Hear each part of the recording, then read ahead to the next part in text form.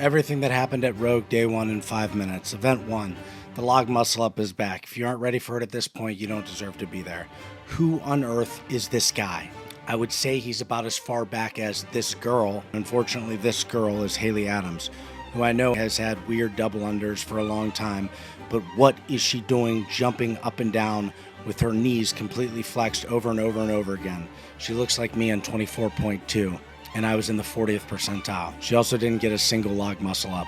Maybe Brian Friend was right about new relationships once you're already in CrossFit. To add a relationship into what you're already doing. Who added a relationship? Same quad? Austin Hatfield. Because Austin Hatfield wasn't so hot either. Her shirt is literally too big for LeBron James. There's no way that shirt doesn't affect this workout somehow. Why are we shooting ourselves in the foot? But then again, Danielle Brandon does have 4-inch long nails, and she somehow managed to smoke the entire field by like 2 minutes, which is interesting because so did Justin Medeiros. Both of them are under Adam Neiffer and dominated the log muscle ups and the event. Is Adam Neiffer a strategic genius in the making? Danielle left Brute. The Brute boys didn't do very good on this. Didn't do very good on the log muscle ups. Emma Lawson was Brute though, and she did look good. But she's kind of always looked good. You know who else looked good on Event 1? The ghost of Patrick Vellner, looking for vengeance to make up for his horrible finish last year. Hopefully we can keep him out of hospice long enough to get that done for him. Oh look, it turns out Guillermo Harros actually has 10 minutes of fitness in him, and here I thought that his max limit was 8. I also picked James Sprague to win this event. He took 13th. Picked James Sprague because I'm biased and can't be trusted. So far, Hiller is right. Hiller's right about Saxon Panchik. He's the only one to pick him in the top 10. So far, he's also right about Paige Powers, who he said is going to win 2 to 3 CrossFit Games in the next 6 years, and I think he said that she'd podium for this. He at the very least had her higher than everyone else. Did BKG just smoke Hopper in his heat? I didn't even know BKG still did CrossFit, to be honest with you. I guess all that sweat and huffing and puffing in Hiller's video didn't necessarily mean that he was prepared. But there's still time. A lot of time. Like all the events other than this one. Are we allowed to jump over the corner of the boxes now and have our leg literally land outside of the shadow of the box? That's how Danielle Brandon was doing it. I saw a lot of people doing it the right way. I know it's been a no-no for the CrossFit Games season in the past. Somebody look it up for me. I'm too lazy. At first, I thought these workouts were really fun-looking, and then somewhere along the way, I looked back at the other years and realized they're just the same thing over and over again, mixed and matched to make them look slightly different. It's like being a restaurant and sunsetting your buffalo burger for something brand new and amazing, only to find out that it's a bison burger. I don't even know if those things are the same or not. Are they the same? Are they different? We may never know. Oh, never mind. A lot's changed in the last 48 seconds. It looks like Danielle Brandon didn't actually smoke everyone after all. She just did 22 few GHD sit-ups due to a judge's error. They added a minute to her time, and she's about 5 seconds different from Paige Powers, who took second. Kind of a mistake that can't happen. Oh look, what do we have here? Some heavy yoke and heavy logs. Oh, looks like the little guys are going to dominate this one. We've got Colton Mertens and Austin Hatfield winning their heats. Right around 5 minutes. Oh, what's that? How do you like that, Andrew Hiller and John Young? Woo! More than a minute faster.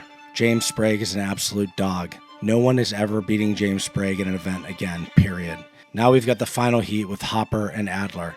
Oh no, it looks like they just beat James Sprague. People in the barbell spin seem surprised that everybody hates Hopper's speech. Why would you be surprised? He opened his mouth. They can't keep up. I don't hate Hopper's speech. The only thing we should hate is the announcer. Not literally, we shouldn't hate anyone, but we should hate that they have bad announcing again. Because last year it was obviously noticeable that the announcer was stammering and asking awkward questions, and it's the same thing over again. No offense, but please get someone better. Then again, it's only 2 events for the announcer. Maybe they can improve too. Now that Austin Hatfield heat win doesn't look so good. Austin's way behind after 2. Event 2 for the women. Brooke Wells can't touch her chest to the ground on a burpee, but she can press out overhead.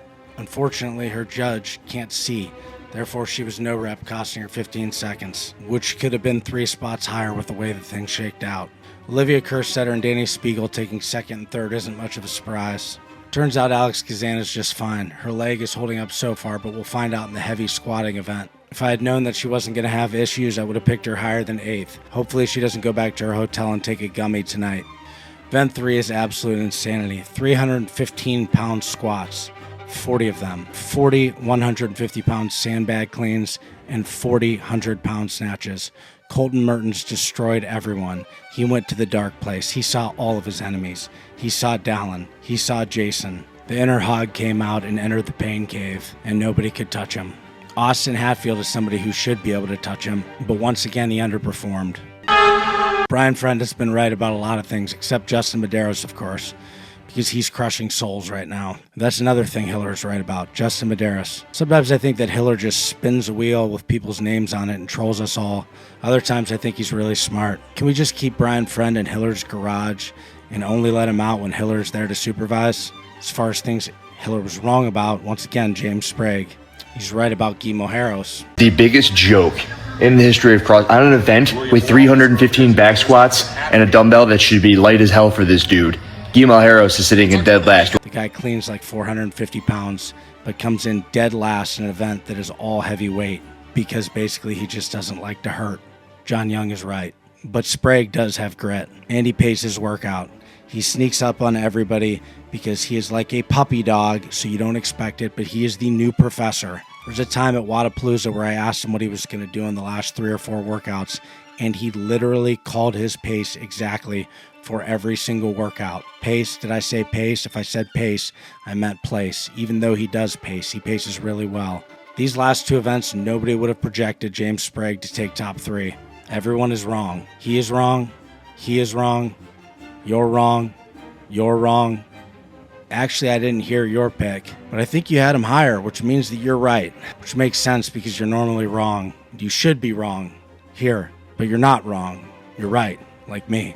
The same way that we're right about Vellner's return to the CrossFit Games, in the same way that we're right about Tom Kingdon. Mazel tov. I don't know what that means. I hope it's not a slur. What on earth is wrong with Ricky? Jay Crouch is sneaky good. Hopper can't seem to get serious. On to the women. No surprise, as soon as it gets heavy, Kerstetter steps up. She's going to continue to step up. She has a legitimate chance at winning the Rogue Invitational. Finally, Lucy Campbell shows us something. Danny Spiegel might actually do good. I mean, she always does good here, and she should do good. I just figured at some point she would stop doing good. Haley Adams, I don't even really know what to say. I don't want to make jokes or poke fun. She's one of my favorite athletes, and she just doesn't look like she belongs there. End of the day, after 3 of 9 events, Justin Medeiros is in first. I'm the only one who had Jay Crouch almost this high. He's in second. Vellner will fall off, but he's in third right now. Sprague is in fourth after third on the last 2 events. Heavy events. Like I said, he's going to podium. Mertens is in fifth. Not a surprise to some. Adler's lagging again at 6th. Garrard's at 7th. Chandler Smith will fall from 8th. Hopper, disappointing so far at 9th. Koski will fall from 10th. Austin Hatfield is highly disappointing at 11th right now. So is Roman Krenikov at 14th. What in the Fabian is going on? This guy's supposed to be in dead last. He's beating 6 people, 5 people. I don't know how to do math. Guy's in 15th and he is not top 10ing this year. Whatever negative characteristics he had that people critique him for, they've gotten worse. Official women's leaderboard's not out, but I did some calculations. If I'm right, which I'm probably not, there's going to be a 3-way tie at 235 points with Spiegel, Horvath, and Gazan.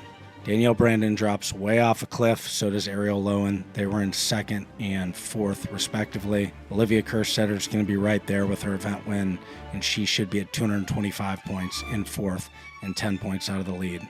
Okay, I think that was more than 5 minutes. Oh, well.